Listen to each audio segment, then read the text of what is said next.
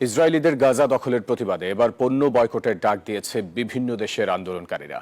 বয়কটের মুখে পড়ে বিক্রি কমে গেছে একসময়ের জনপ্রিয় পানীয় কোকাকোলার। বাংলাদেশে কোকাকোলার পরিবর্তে মানুষ খুঁজে নিয়েছে বিভিন্ন পানীয়। এছাড়া গাজা ইসরায়েলের হামলাকে কেন্দ্র করে বয়কটের ডাকে বিখ্যাত ফাস্টফুড চেইন ম্যাকডোনাল্ডস এখন লোকসানের মুখে। দখলদার ইসরায়েল ও তার বর্বরতার সঙ্গী যুক্তরাষ্ট্রের বিরুদ্ধে এবার বাণিজ্য যুদ্ধে নামল বিভিন্ন মুসলিম দেশ। পণ্য আমদানি বন্ধের ঘোষণার পাশাপাশি ইহুদি মালিকানায় থাকা বিভিন্ন কোম্পানির বয়কটের ডাক দেন তারা। যেসব দেশে রাজনৈতিকভাবে প্রতিবাদ করা কঠিন, সেখানে পণ্য বয়কটের ডাক হয়ে উঠেছে নীরব প্রতিবাদ।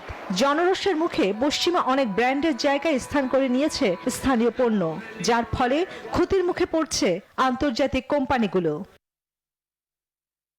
ফ্রান্সের রাজধানী প্যারিসে চলছে ক্ষোভ বিক্ষোভ। ইসরায়েলি সৈন্যকে বিনামূল্যে খাবার দেওয়ার অভিযোগে জনরোষে ম্যাকডোনাল্ডস পড়েছেন জনতার ক্ষোভে। ক্ষোভের মুখে স্টারবাকসের মতো মার্কিন কোম্পানিও। বয়কটের মুখে পড়ে বিক্রি কমে গেছে এক সময়ে জনপ্রিয় পানীয় কোকাকোলার। অনেক দেশে কোকাকোলার পরিবর্তে মানুষ খুঁজে নিয়েছে বিভিন্ন পানীয়।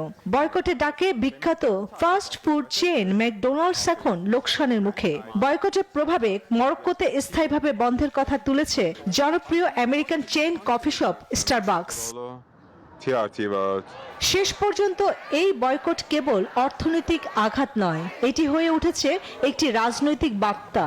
বিশ্বের ভোক্তা সমাজ আজ আর নীরব দর্শক নয়, তারা এখন প্রতিবাদী কণ্ঠ, হাতিয়ার তাদের কেনাকাটার তালিকায়।